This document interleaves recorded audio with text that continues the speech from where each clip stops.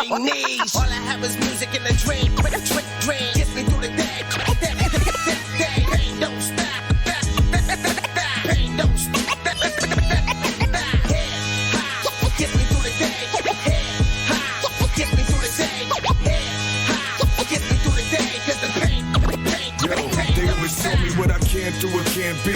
When I was living on the streets by the curb on the corner, believed in myself in the pen, and my father was killed. Mom's two jobs, lived on coffee and pills. On the real, no telling all the mics I killed. Blocked out memories just to numb the feel. My kids caught a bag cause their dad was skilled. Time spent in the lab instead of paying the bills. Concrete jungle, humble with the have-not. Crack spot, flip dough, turn it into half-lots. And I ain't saying it's right, so I write my life in each noun, verb, syllable type. I laugh in the face of death till I face death. Drank most for dinner and Christmas ain't came yet. Boss motherfucker wrote the Bible on this rap shit. Past tense, post-mortem brothers in the casket. All I have is music and a dream.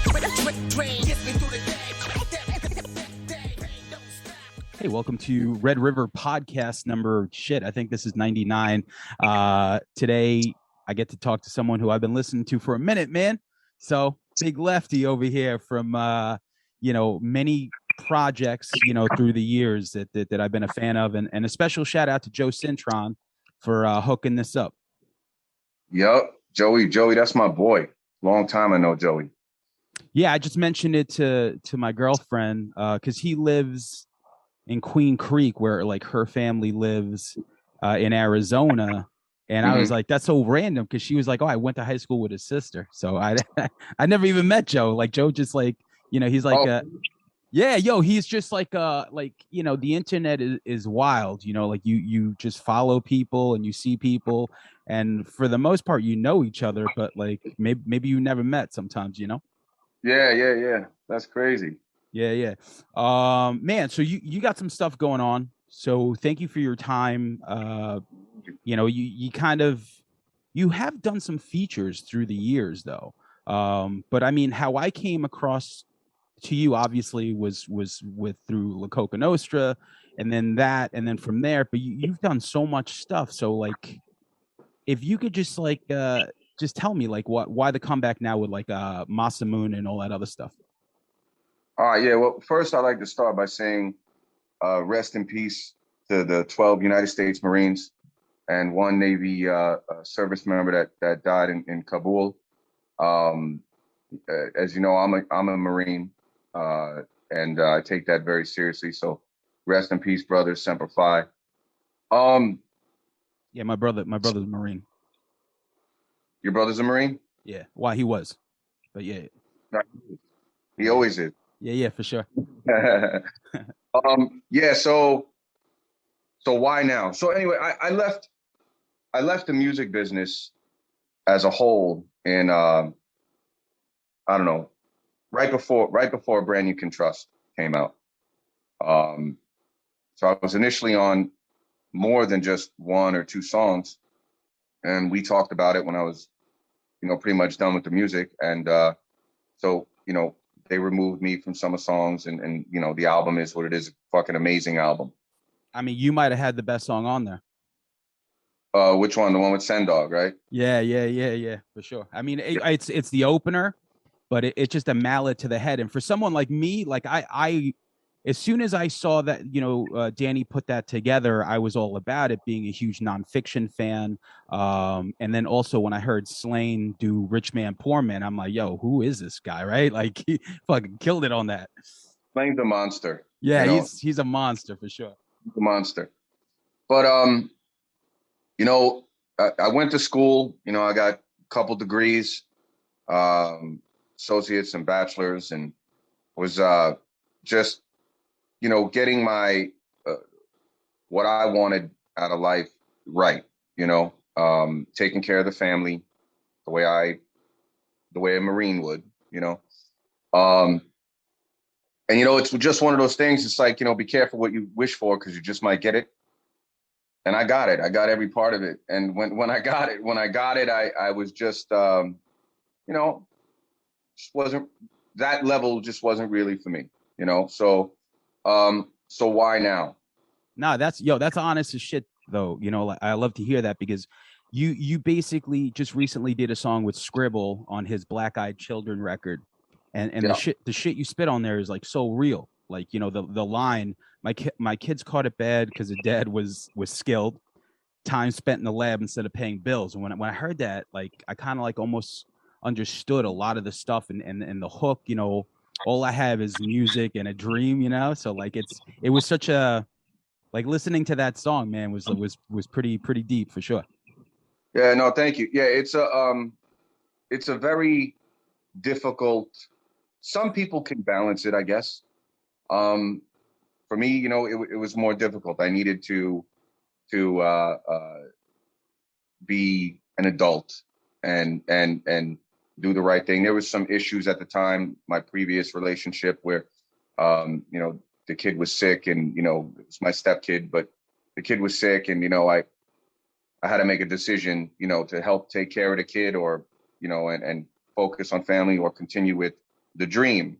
And you know, over the years, I don't regret a single thing. You know, that relationship didn't even work out. You know, now I'm in the best relationship of my life ever. You know, like, my girl is amazing, my family's amazing.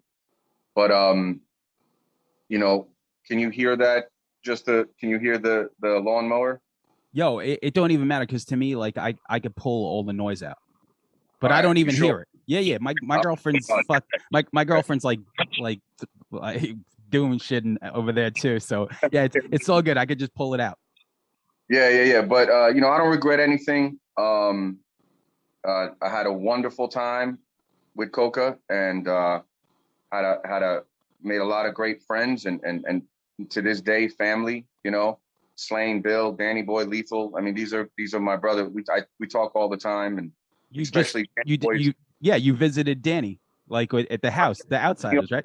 he's right here in Oklahoma, and you know, with the Outsiders. Shout out to the Outsiders House Museum, and so you know, Danny's here, and he's 2 hours from me. I moved from California. I'm in Arkansas now, which is fucking weird. So you know, I went Bronx. I got stationed in California with the Marine Corps. Was out there 20 years, and we sold everything and came to Arkansas. And lo and behold, Danny's here, and you know, and now all these people are coming here. Leonardo DiCaprio's just over there, and you know, all this stuff. So it's pretty gnarly, you know, how everybody's starting to come to the center of the United States. You know, What is like the biggest difference, man, from like a Bronx guy? I'm sure it was wild to move to California, because that's pretty different too. But like, now Arkansas, like, what's the Arkansas vibe like?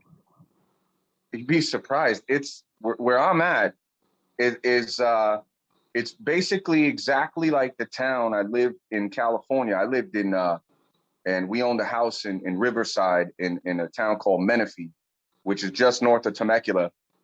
This area that I'm in, I mean, I'm out in the woods here, but this area that I'm in is exactly like the town we lived in California, except green, you know, because we were out more deserty, you know. But you know, other than, you know, it's a little humid, similar to Florida, you know, Florida humidity type shit in the summer. That kind of sucks. In California, there's no fucking humidity, you know. It's 110. You just go to the beach and you're good, you know. Yeah. What are the venues there like because I'm trying to think of like bands that like roll through on tour. The Walmart Amphitheater is here in Rogers, in Arkansas, and I'm in Northwest Arkansas, so I'm like right on the corner. Like I said, I'm 2 hours from Tulsa. Missouri, I'm like 10 minutes from Missouri. I'm right in this little corner, you know. And I mean, it's freaking cool out here, you know. And the thing is, you know, I paid cash for the house, you know. Like, there's things that you can't do in California. Yeah, you know? yeah. And California was my dream, being a Bronx kid, concrete jungle. You know, California seemed like fucking light years away, you know, when Point Break came out, and Hell yeah. and 30 Tom years Cruise old, man.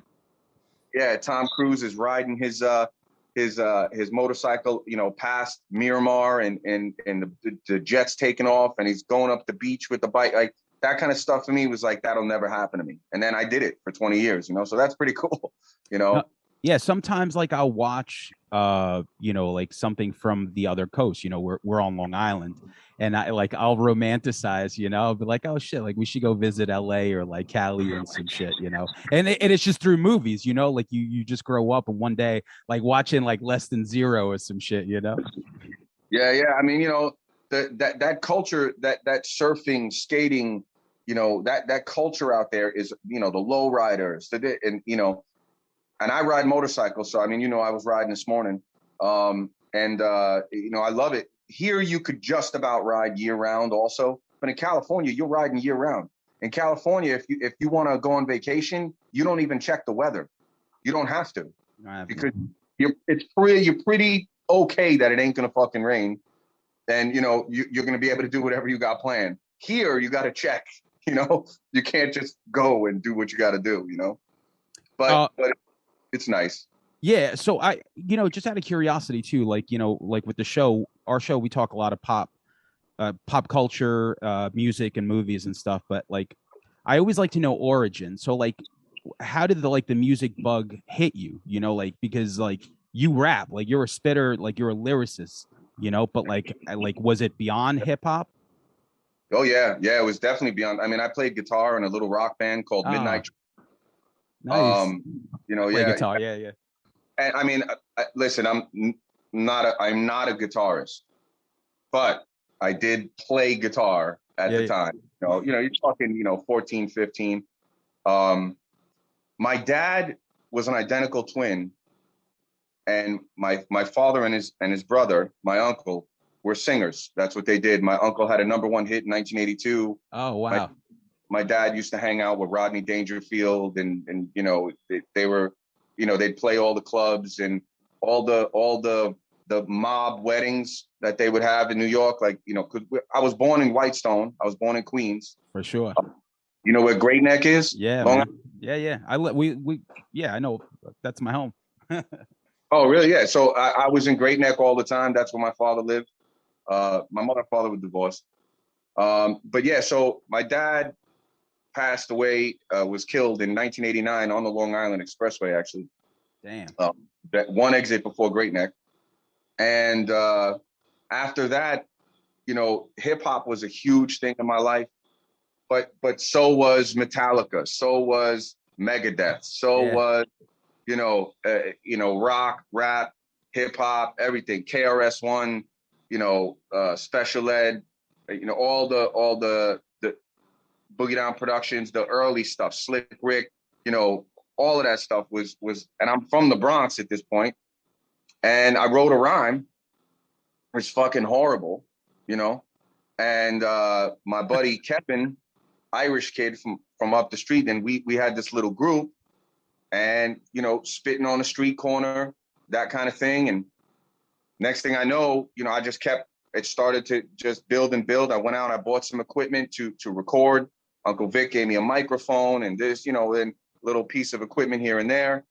And I had a little studio set up in the house. In fact, you remember a kid named Stagger Lee? I don't. He had a song in the early 2000s, the la la la la la la la la la la.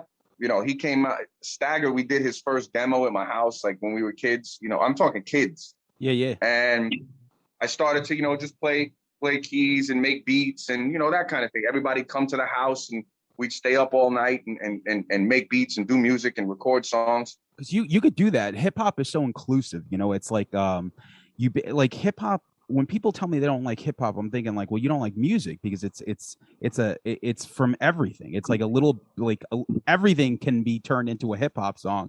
And when you're living somewhere where maybe you can't set up a guitar amp or drums or distortion, like you could just be like, okay, like we're just gonna play this beat, and everyone, in a way, it's like you can write, in the very beginning. It's like just put something together, So that's pretty huge, Just being creative, and I've always been like super OCD about shit, and once I get the bug for something, it's like I can't undo it. Me too.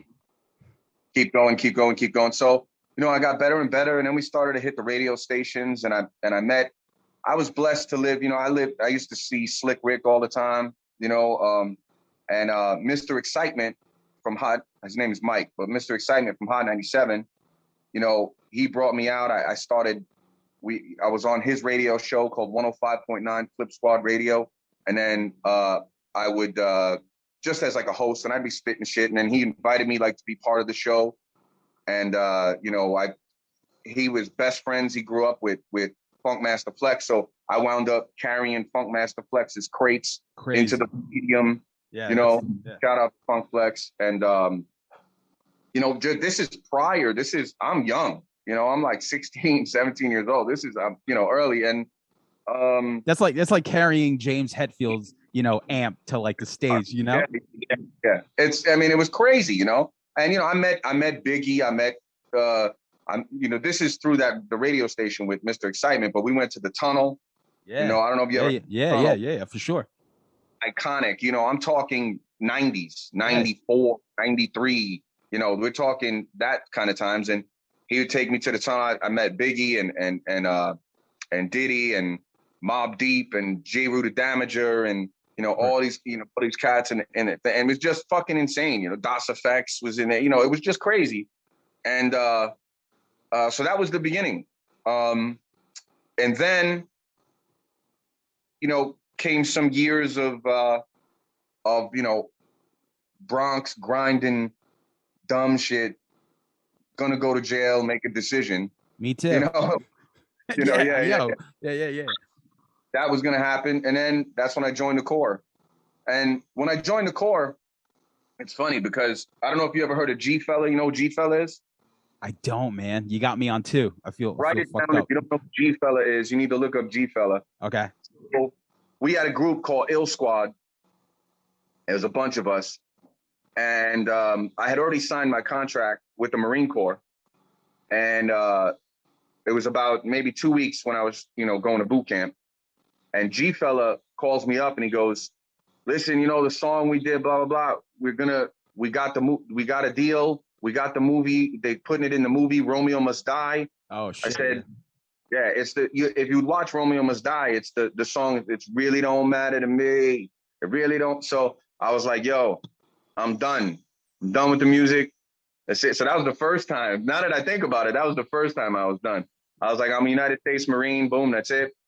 And they went on to do their thing. So I went to boot camp, went out to Cali. And what was that like, though? Like, you know, because like coming from, I know how I would have been, you know, we all know, like, you know, we all watch Full Metal Jacket, you know, so we know like kind of like how the vibe is. And like some people aren't used to being spoken to like that. Like, so what was that like, shell shock once you got there? So my father is also a United States Marine. Okay. So I was in Marine Corps ROTC before he passed away, and I was always gonna be a United States Marine. Well, after he was killed, I dropped out of school and spent a lot of years trying to pull my head out of my ass, which didn't happen until I was about 23. 22 for me. Huh? 22 from me. Yeah. So when prior to that, when my father was alive, he had very, very bad with shell shock, PTSD, whatever you want to call it. My dad did 2 tours in Nam. And we're sitting down and we're watching Full Metal Jacket. And the first question I asked him was, Dad, is that what boot camp is really like? And he said, abso-fucking-lutely. And I can tell you, abso-fucking-lutely, that is what boot camp is really fucking like. I mean, you need it, you know, like certain people, like when they roll in there, it's like some people don't want to be there, you know, and they got to be there. So it's like, Nobody wants to be there once you're there. No, yeah, once you're there, but I'm saying like some people, you know, put themselves there. Other people like, all right, well, it's either that or do a 1 to 3 somewhere, you know. So it's like some people you got to hammer them because that's the way it is. And for me, like I never learned from other people. I always found out for myself, you know. So I needed mistakes. Yeah. That's how I've been my entire life, is learning from fucking up. You know what I mean? Yeah. That's how I got to the point. You just fuck up and then figure it out later on and go, oh, you know what? I shouldn't do that again. If I touch this fire, it'll burn my hand. I'm not going to touch it again. That's the way, you know, you gotta learn the hard way, you know? Yeah, no, it's never from like being like, oh, I saw this person do something, I shouldn't do that. It's like, no, I got to try that. But Sure. and so from like before you went into like the core, like, did you have like a plan in your head? It's like, okay, I'm going in and I want to come out and do X, Y, and Z. Yes. Well, when I joined the Corps, the Marine Corps and I were absolutely perfect for each other. I thrived in the Corps. And I was planning on doing 20, 30 years. I love the Marine Corps. And What about it did you love though? Let me just ask, like what really, you know, what was the thing about it? the intensity, the respect, the honor, the courage, the commitment, being part of something bigger than myself, something that such an elite, you know, people, you know, when the president picks up the red phone in the Oval Office, when shit goes haywire, when he picks up that red phone, the person on the other end is the commandant of the Marine Corps, nobody else. And he goes, hey, something, blah, blah, blah, Kuwait, whatever, Kabul. And he goes, okay, hangs up the phone, pushes, you know, makes another phone call and sends the MEU, the Marine Expeditionary Unit. At all times, there's a ship and there's, you know, 30, 40 ships, aircraft carriers everywhere in the world that are within hours of possible situations all the time. That's how that works. It's called the MEU, Marine Expeditionary Unit. They're all out. He picks up the phone, calls the one that's the closest, go. They go, Marines go. That's how that works. So just being part of something, the elite. And everybody thinks, you know, oh, the Marine, if you're not around the military and you're like, oh, you know, the Marine Corps, there must be 1 million Marines. Well, when I was in the Marine Corps, there was only 175,000. That's it. That's the whole Marine Corps. And now I think it's like, you know, probably 225,000, something like that. That's why once you become a United States Marine, you're a United States Marine forever. It's because it's very elite. Once you go to Marine Corps boot camp, you can get out of the Marine Corps, walk into an Army recruiter's office and go, where's the paper? Sign me up, put on a uniform and go. You don't have to go to boot camp ever again. Once you do Marine Corps boot camp, you're done in all the branches of service. So that should explain the level of intensity and training that goes into becoming a Marine, you know? Now we talked about you know, Full Metal Jacket, but like as someone that has like a firsthand experience, what's like another really good like service type movie that you thought really kind of, you know, did their job? Well, you know, I only know from the only experience I have with Vietnam is my father and my father's friends, other Marines that I still speak to this day. But Platoon, yeah, Saving Private Ryan. I mean, just that opening, storming the beach in Normandy. And you know what's funny is those vehicles, not funny, but ironically, you remember the beginning of Saving Private Ryan? Wild. When they hit the beach at Normandy and those ship to shore boats come in and the doors in the front and the door comes down and the guys come running out and hit the beach. Okay. That's what I drove in the Marine Corps. They're called AAVs, amphibious assault vehicles, except we figured out if we drop the hatch in the front, and you remember in the movie, there was a German soldier up in the bunker on a machine gun and just annihilated everyone inside the boat. As soon as that hatch came down, he just lit them up. So now our vehicles are covered. Amphibious assault vehicles are covered, and the hatch is in the back. You know, based off of that kind of thing. But that kind of stuff, you know, storming the beach and that shit that's how it was probably worse than that.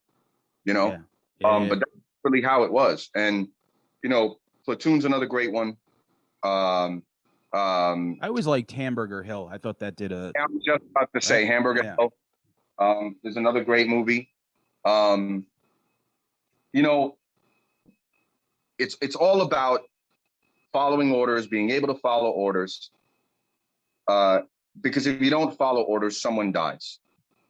That's how it is, you know. So, yeah, just being part of something bigger than yourself, serving your country for me was a really, really, really forget. Like if La Coca and the music never happened, if that never happened, or if it did happen, and I was still, you know, doing music actively and stuff, and I don't care. Let's say I was Drake right now. My number one achievement of my life would be the Marine Corps. It wouldn't be the music. The music is fun for me. It's easy. Being a Marine and defending your country is hard. Yeah. So that's why it means so much to me. Awesome. You know? Yeah. That's heavy shit, man, for sure. And you know, you like being part of groups. So obviously from La Coca to like even Napalm Drop to now Masamune. And so let's talk about Masamune for a minute. So Yep. named after a Japanese swordsman, right? Yeah. How'd you know that? I mean, Did I tell you? No, I mean, I don't like to waste people's time. If I ask you to come on, I'm going to do some research. I'm glad you knew that. Yeah. So Masamune is the say it. Masamune, but not we're Masamune. Yeah, for right? sure. Masamune, I don't know, 16th century, probably. It was 12, I think. Was it 12? I think it was. I could be wrong too, though. I don't know, but I just saw like when you to me when I saw the video drop, I saw Robert Plant, and then I saw some like swords. So I'm like, there's got to be some more to this. So I did a little deep dive, you know. No, yeah, it's whatever century, fucking a long time ago. Yeah. Okay. So Masamune, basically, if you wanted a sword that, you know, you could cut through numerous people, and you wanted something that was going to last forever, it was a Masamune sword. He was the premier sword maker. Okay. Now, how do you sharpen a knife? How do you sharpen steel? Okay. You have to hammer it to create the edge, right? Masamune, the MCs sharpen each other, just like Masamune in making swords. We feed off of each other, and we build songs, our swords, and sharpen each other through the song. And that's where the whole concept of Masamune came from. And in honor of Masamune, you know, it's basically honoring as best as we can through the music, sort of using the technique of creating and building a sword, right? The way he did. We're trying to do that with each song, build it as best we can, and help each other and sharpen each other. Yeah. And I mean, the video is great. Like automatically, you know, it just speaks to like the hip hop. I love all types of music, but when I hear something like that in particular, like we all like different flavors, but that's one of my favorite flavors. So when you put that on right away, I wanted that song to be, I knew, you know, it was going to get hit because of the sample, but I'll tell you what, DJ Lethal did a remix for it, which I have. Okay. We're going to switch up the video and put Lethal's remix to it and then re-release it so it can be on YouTube and all that stuff. That's funny too, man. That's a great, like who made the beat, because he's a genius. Aztec the Barfly, one of the MCs in the group, hit us up on Instagram and was like, yo, listen to this beat I just made. He's as soon as I heard it, I stopped everything I was doing, went right in the studio in my house, and within 20 minutes, the beginning of that song was done. And I sent it back to them and I was like, this is it. This This I want this song when it comes on. I want a fucking massive pit to start, and people just start throwing elbows. You know what I mean? Like that's what I wanted for this song. So yeah, it came out pretty good. It came out great. So you have Billy No Jokes, Aztec, the Barfly, and Frankie Fadeless in the group, man. So how'd you guys all link up? Because I don't even think you guys are living in the same place. Well, no, Fadeless I know for 15 years. You know, prior I know Fadeless when I was in La Coca. So so Frankie, that's my guy from back in the day.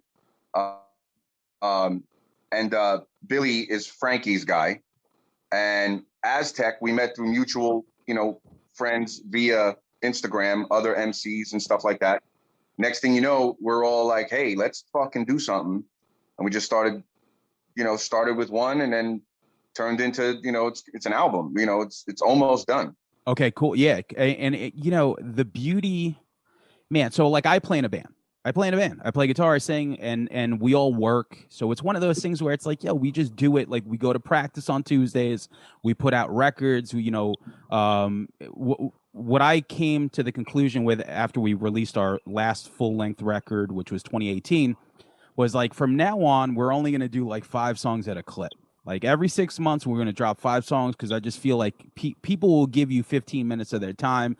And that's how we function because we all have lives, we all have jobs, but we'll go play a show on a weekend. We'll go do this, whatever. So it's great because you guys like what is the goal for the group? Is it just like a fun thing, right?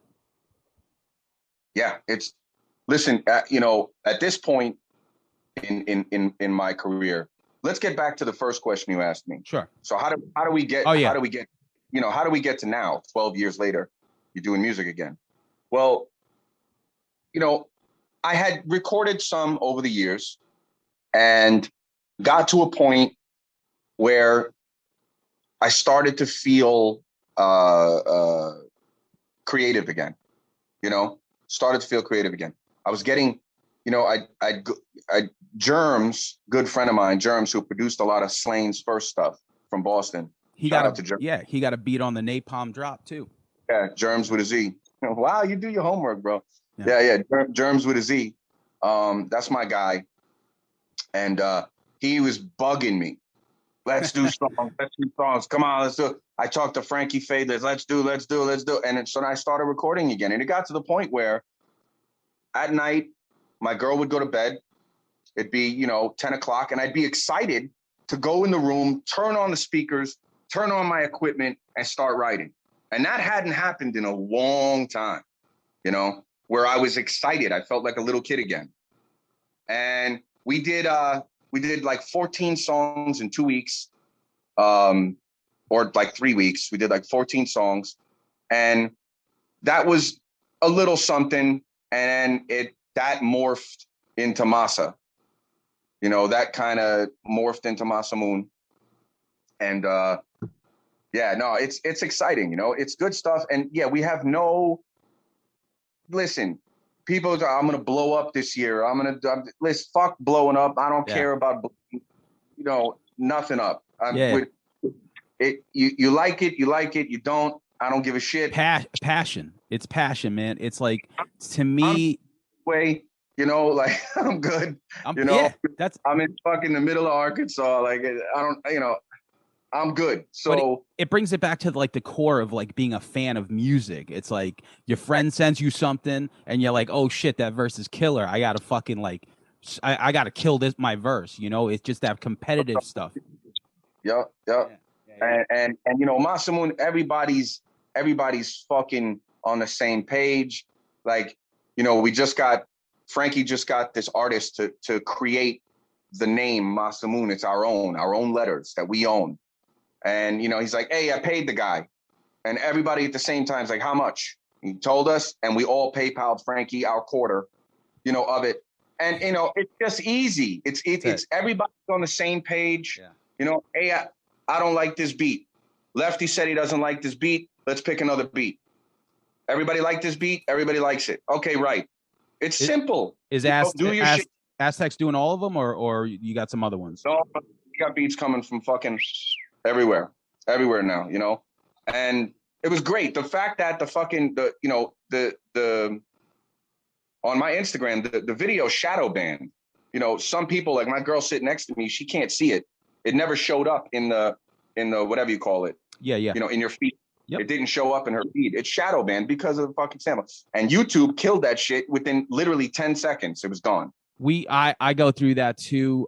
Sometimes, like, we did a Smashing Pumpkins episode, and like that shit got fucking squashed as soon as it hit YouTube. And I was like, oh, whatever, it's no big deal, because we're not a band. We're not putting out, you know what I mean? It's like, all right, I get it, but like, you guys are trying to do something, and YouTube is big, you know? And when you make a video, like these days, the technology allows you to, like, all the videos that we've made it's just like our friends being like, hey, I want to make a video.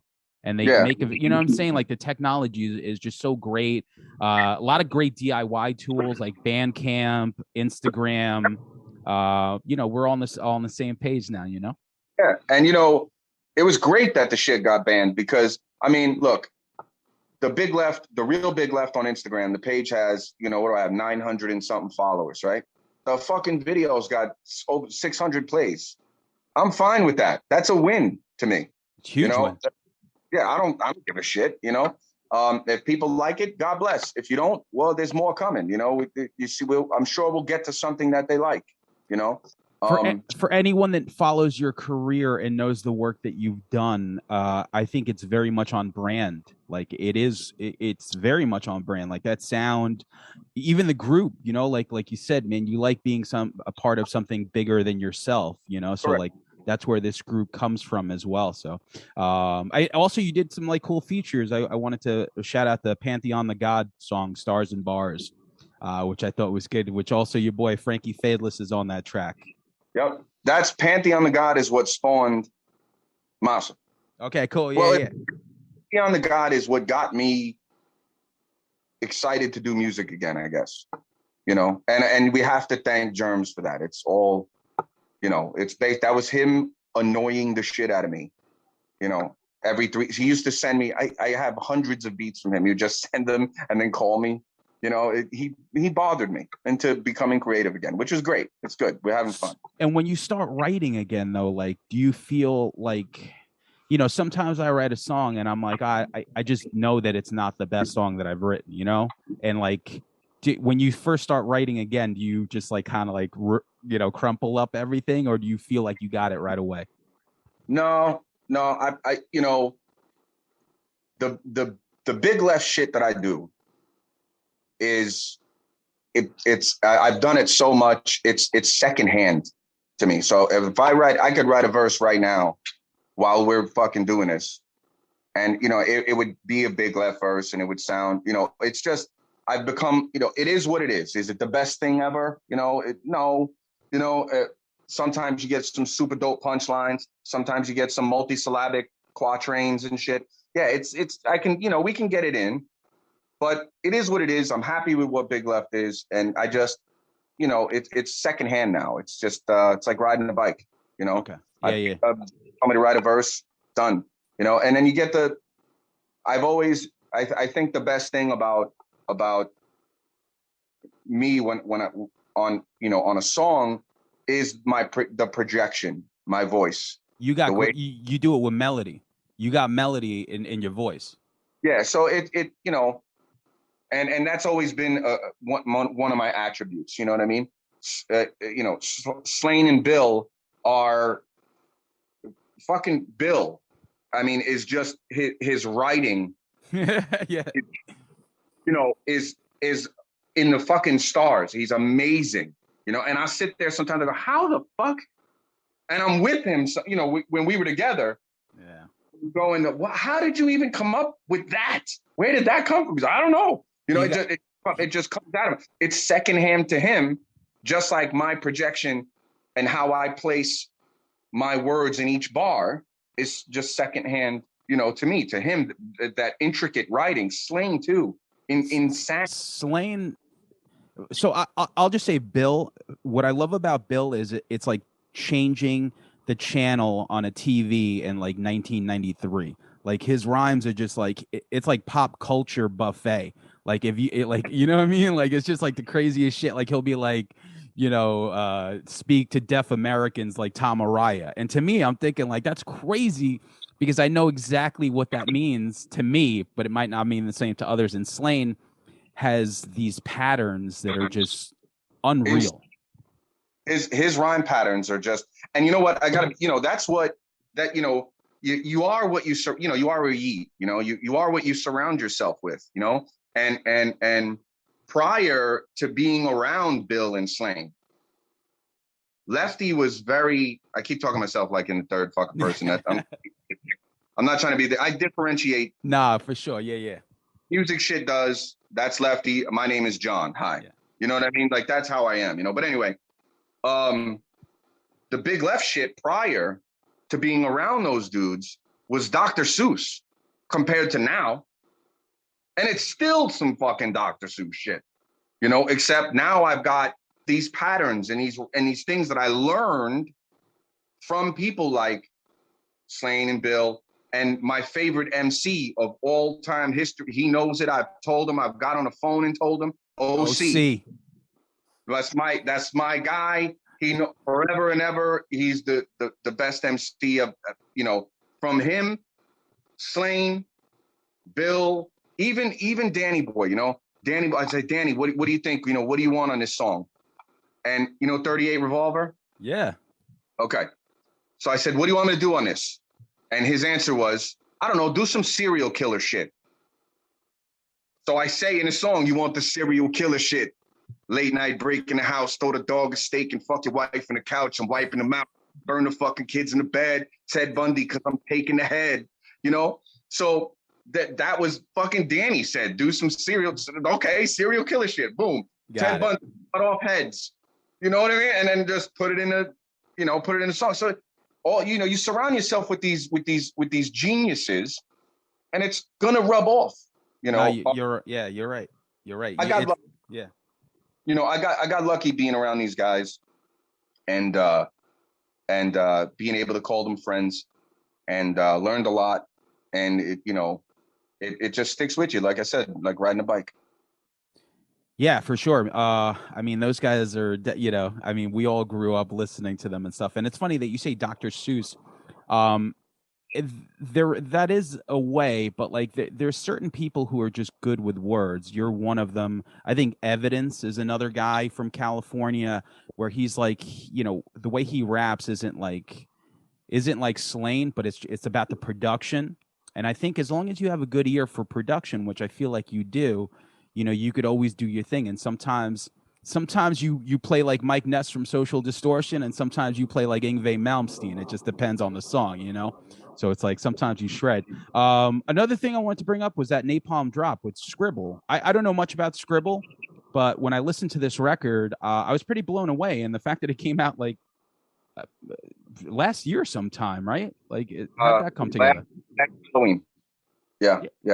So that's like a pandemic record. It pretty much is. The thing about hip hop for me is, and this might be something that may help you and anybody else if they get this far into the interview, the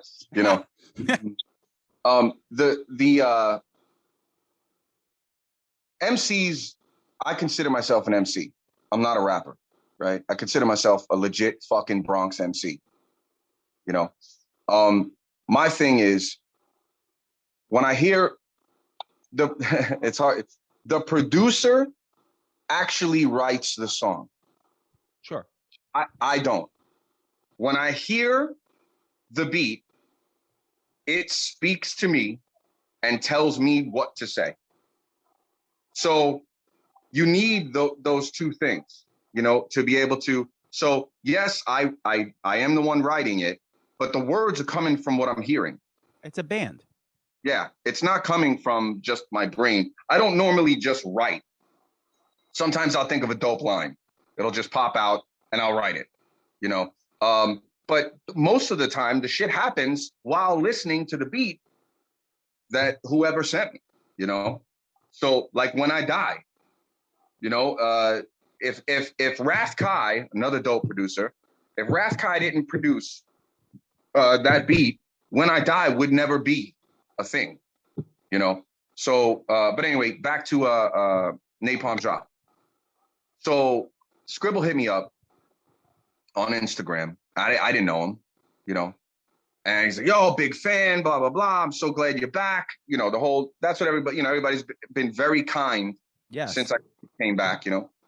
And we started shooting shit back and forth, said, you know, could you do a song for my album, Black Eyed Children? That was the first thing we did. Okay, cool. Yeah. That song, like even the production on it, but like the overall meaning to the song was so like relatable, you know, to a point. Like for me, like I said, I'm a fucking 43-year-old man, but I love playing music. I don't give a fuck. Let me tell you what happened though. So I do the verse, I send it back. It's a typical lefty feature. Motherfucker, fuck, mother, shit, fucking mother, right? It's a typical lefty feature. Scribble writes back, nah, bro, that's not the verse. I'm like, at first, I'm like, yo, who the fuck is this kid? You know what I mean? Yo, for sure, right? And then I was like, he's right. He's right. That's not the verse. It's supposed to be some heartfelt, real shit in my life. So I wrote him back, you know, give me 40 minutes. And I wrote the other verse, the one with that you quoted earlier. Hell you yeah, know? yeah. It's. Oh no, go ahead, finish. Yeah, no, he was right. You know, so. But is someone like when someone says that to you, it is kind of jarring at first, man. I've been in that position too, where someone was like, "Oh, you could sing this better," and in my head, I'm thinking like, "Fuck you." He diddied me. You know what I mean? He fucking he diddied me. You know what I mean? He's like, nah, that's not the verse. Yeah. But yeah. Go ahead. I was gonna say, you got a Cobra Kai shirt on? Yeah. Hell yeah, man. Yeah. I'm waiting. All right, so you fuck with the series then, right? No mercy. Of course I fuck with the series. This shit was fucking easy. Because some people kind of like want to shit on it. I'm thinking like it's fucking great. No, when I saw everybody fucking coming back, and what's her name? Allie. Wasn't her name Allie? Yeah, Elizabeth Shue. Yeah, when she came, when I saw her, I was like, motherfucker, my hair was standing up. You know what I mean? Oh yeah, it's a great series. I love that they did that. I often mention it on this podcast that I hope one day they do it to Fast Times at Ridgemont High. You know, like they give that the same treatment, right? Danny's friends with the guy who played, what was it, Vic Damone? Hell yeah. That's Danny Boy. I can't remember his real name. My fault, but he got mad tickets. But so then Scribble hits me up just randomly, and he's like, "Hey, what do you think about doing an EP, 5 songs?" I said, "Sure." Well, 3 weeks later we had 10. Yep. And he's like, "What do you think about the name Napalm Drop?" Blah blah blah. I was like, "Do it." And he made the cover, and then I said, "Look, release it for free. Call it Volume 1. This way you let the people know that there could potentially be a Volume 2. And that's it. We just knocked it out, and it came out. We put it out. It did great. I think that thing, the first week, I think it got downloaded 28,000 times or something. Damn, that's awesome, man. Crazy, just fucking around. In fact, I think 3 or 4 times, or I don't know how many times, but Scribble has had to go in and reset the free downloads because they reaches the maximum, and then they start charging for the album. Yeah. And then people were buying it, and I'm like, no, it's free. Fucking figure it out. And they had to reset it because it kept reaching whatever the limited downloads is, however many times. So it's dope, I think it's one of those records that I missed, and it wasn't until we started talking that I went back and checked it out. It's fucking great. I mean, pretty dope. I guess he picked out a lot of producers because I feel like there's not one producer that has 2 songs on the record, right? Yeah, pretty much. Yep. So how does that work though? Like you just I guess people just send you guys shit and you cause it to me, it's such a thing. Like, I guess chemistry when it comes to a group, but I mean, I guess if you're picking beats, I guess it doesn't really matter. Is that how it works? It just, people send me beats all the time. You get producers, they hit you up on Instagram and they're like, "Hey, can I send you a beat? What's your email?" And it's hit or miss. Sometimes you get some good stuff. Basically the single on the Slaughter of the Innocents album that's coming out. Yep. The guy from Germany who hit me up. like, hey, what do you think? And I was like, this fucking, I wrote it in an hour. That right after he sent it to me, it was done. You know, it's called Flavor. That shit is dope. Yo, all right, yeah. To wrap up, let's talk about that because I did want to mention. What did I want to say? Napalm dropped like back in the day, Pain Gang and Divine. So I was going to say those are three bangers that I wanted to bring attention to people. I thought those beats, especially the Pain Gang, the LA to the Bronx beat, was like it was like a blues riff or some shit. So I wanted to shout those out. Yeah, Pain Gang. That's a dope song. Yeah, right? You realize that entire song is written in 1930 slang. Oh, no. But I mean, it makes sense because that's the vibe, you know? Yeah, I said Pain Gang, pass the bean shooter, couples. I can't remember the whole thing, but bean shooter is the gun. You know, I used all 1930 slang and so did Scribble. Cool. Yeah, I'm going to put that on in the beginning of the episode, though. Then we'll start it out like that. So. Yeah, it's pretty dope. And then what were the other songs you said? So I said back in the day which was very much, you know, like one of those introspective songs, you know, talking about Bronx 88 and shit. Yeah. And then Divine, which had the I mean, I'm a big fan of It's Always Sunny, so I like right. You know that they use that shit. Can you hear me? Yeah, I can hear you. Okay, hang on 1 second. You still there? I'm here. All right, good. Sorry, my fault. I was gonna say Divine. Always Sunny samples were banging because I love that show. So the Always Sunny shit. Yeah. But yeah. I just wanted to prop that record. Scribble actually friended me on Facebook. I didn't even know who he was because it's his real name. So I was like, oh, all right, cool, whatever. But he's a grinder, man. I got a link up with him, man. He seems to be doing a lot of cool shit. But let's talk about Scribble. No, go ahead. Scribble's a good kid. Yep, for sure. Grinder, man. So the new record, let's wrap up. Let's wrap up. Yeah, Slaughter the Innocents.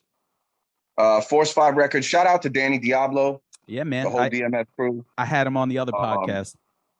Lord Ezak, that's fuck. I know Ezak 20 years too. I mean, that's, you know, forever. Shop Blockers. He's an amazing dude. He does, you know, he's so humble. He doesn't expect anything from anybody. You need help. Ezak will help you. You know, he's a fucking. I love him to death. But I was doing another podcast with my buddy. It's called If I Rule the World, which we don't do anymore because he moved to Vegas. And Ezak on our 10th episode came from Jersey to Long Island to just hang out with us and do the episode. And I was like, this is crazy. I was like, you're just hanging out. All right, let's do it. That's dope. Yeah, I'll tell you, he's a great guy. Don't fucking do him wrong though. Nah, yeah. You know? We all know. You don't want to be that guy. You know what I'm saying? But yeah. So shout out to E. He called me up. He's like, "Yo, what the fuck you doing? You're doing music again?" I go, "Yeah." He goes, "All right, I got a record deal for you." Fucking makes a phone call. Force 5 Records, bing bang boom. So we got shout out to Donnie and Rick Dog over at Force 5 Records. Yeah. So we're and Prolific and everybody at Force 5 Records. So we're doing the Slaughter of the Innocents. It's already done. It's actually pretty fucking dope. I like the album. I don't listen to much hip hop really. Once I do a song, it goes into the abyss. And when the first time I heard them all back to back to back, I was like, wow, this shit isn't that bad. Full album or like an EP? Full album. Yeah. Yeah, it's pretty dope. There's a song on there called The Compendium, which is almost 7 minutes long. And it's basically some of them are just 16 bars. Some of them are full songs. Some of them are just a little hook here, this, that, and they're all different. And it's all about the end of the earth, the end of the world, the end of humanity. And it changes. It's a guy running into his truck, getting away from what the end of the world is, whatever that means to you. And he's trying to turn the radio dial because nothing else is working to try to figure out what's going on. And every time he stops on a station, it's the song explaining what's going on. Oh, cool. Yeah, that's So awesome. that's the compendium. Did you come Flavor up with is that? on there. Huh? Did you come up with that concept? Yeah. That's cool, man. Flavors on there. That's probably going to be the single. The Reaper, that's a dope song. A lot of dope joints on there, and production from, this kid Third Eye, Vadi, Ezak. Nice. Produced a beat on there, which he made in 10 minutes. It's fucking amazing. So yeah, it's actually pretty dope, and I like it. We got my guy Riffsy, who, if you don't know who Riffsy is, look him up on Instagram. Riffsy is in Australia. He's hand airbrushing the album cover. It's going to be insane. So it'll be out November 10th, which, by the way, is the Marine Corps' birthday. So, which is my second birthday. So November 10th, Slaughter the Innocents, Force 5 Records should be out. Cool, man. I can't wait to listen to it. Pump it out. Definitely drop some links and all that other shit. Yeah.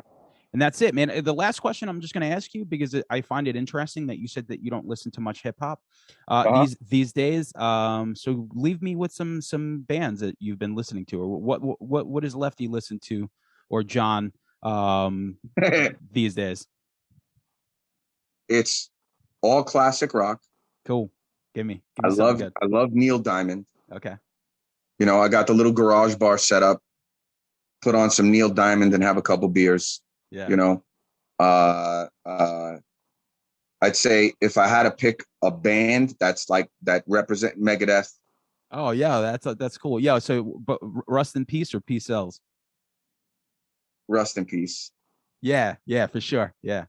Peace Sells is dope. I'm not gonna. They're both though. Both. No, for sure. But Rust in Peace was, I think, when I think of their peak, I think Rust in Peace, like that, like Marty Friedman, Nick Menza, Ellefson, like that record, Take No Prisoners. It's just bangers on that one. Yeah. No, yeah. But I love them all. Pantera. Okay, which one? I love Pantera. But I mean, are you a Vulgar Display guy or Vulgar Display? Okay, yeah. I have Hostile across my stomach. Okay, yeah. Yo, so bang it like that.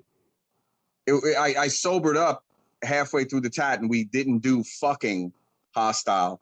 We did just Hostile. Yeah. Thank God he started on Hostile first, because it would have said fucking Hostile across my stomach. Or it would have just said fucking. Oh yeah, maybe it would have just said fucking. Yeah, man. I Mouth for War, Rise, I love that shit, and it's funny. Cool, man. Yo, thank you for doing it. Thanks, Joe, for putting us in contact. And man, I don't know, man. We'll talk soon, and whatever you got going on, anytime you want to come back and hang. My co-host couldn't make it today. He had to, because we had to reschedule, so he's got a son. What's his name? His name's Brian Langen. Brian? Yeah. You suck. Bro. He's with his son though, so all right, Brian, you unsuck now, because you're with your son and family first, so I removed the suck. No doubt. Yo. But yo, man, thank you for doing it. And I'll throw that Shook Me on the front of it, that Napalm drop at the back, and we're good to go. Hey, be careful with the Shook Me. You might get taken down, but hey, you could give it a shot. Yeah, I don't know. I'll figure it out. All right, brother. All right, man. We'll talk soon. For sure. Peace. Later. And now, 10 rip-roaring 20 slang terms due for a comeback. Spifflicated. Drunk. We got spifflicated at the gin joint and wisely invested all of our money in the stock market. Giggle water. Any drink with alcohol. Oh, God, I just lost everything. I'm ruined. I need me a giggle water, and quick. Dewdropper. A young, unemployed man who sleeps all day. What malarkey. Now everyone will think I'm a no-good lollygagging dewdropper. Pain gang.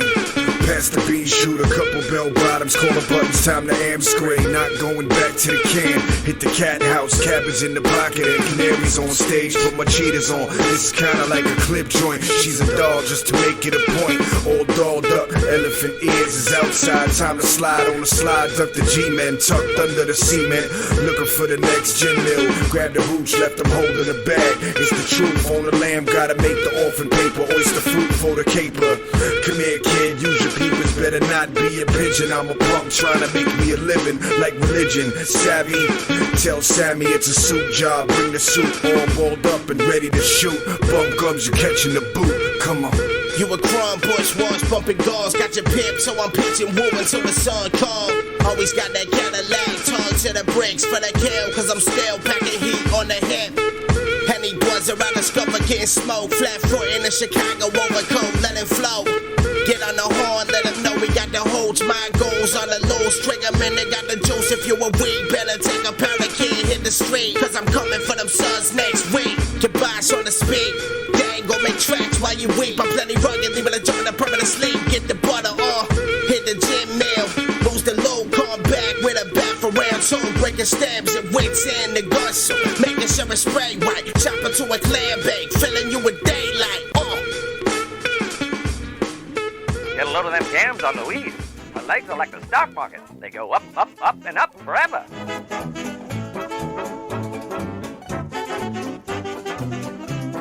Napalm drop.